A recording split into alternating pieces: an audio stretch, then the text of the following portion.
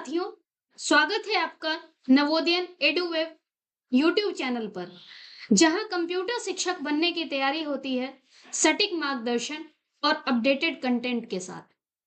इस वीडियो में हम आपको टीजीटी पीजीटी कंप्यूटर साइंस की उस प्लेलिस्ट से परिचित कराने जा रहे हैं जिसे नवीनतम सिलेबस और नए परीक्षा पैटर्न को ध्यान में रखते हुए तैयार किया गया है।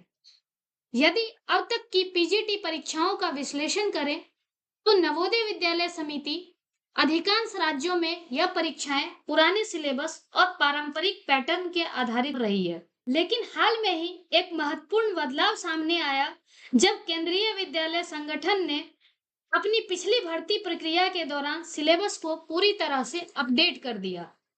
और यह अपडेटेड सिलेबस आप सामने स्क्रीन पर भी देख सकते हैं। इसके अंदर इन्होंने पार्टिकुलर तरीके से जनरल सेक्शन भी डिवाइड किया था, जो कि जनरल सेक्शन ओवरऑल मिला करके 80 मार्क्स का था, और साथ ही 100 मार्क्स का जो इन्होंने कंप्यूटर रिलेटेड सब्जेक्ट किए थे, ये सिलेबस टोटली अपडेटेड था।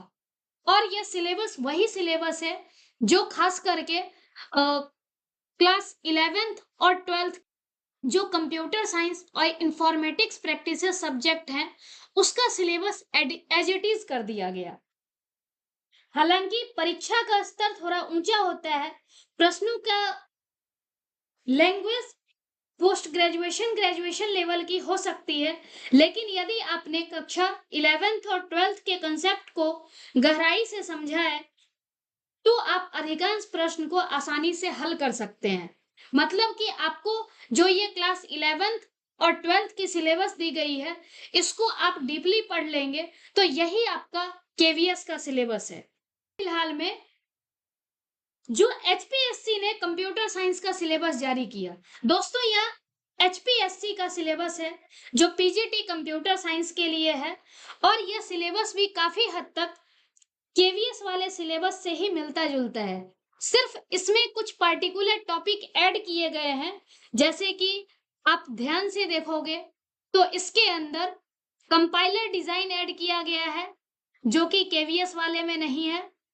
ऐसे ही थ्योरी ऑफ कंप्यूटेशन ये भी नहीं है, ऐड किया है सॉफ्टवेयर इंजीनियरिंग। तो ये 3 सेक्शन बेसिकली आपका डिफरेंट है जो कि केवीएस वाले सिलेबस में नहीं दे रखा है। अदरवाइज लगभग सिलेबस जो केवीएस से ही मिलता जुलता है। तो ये जो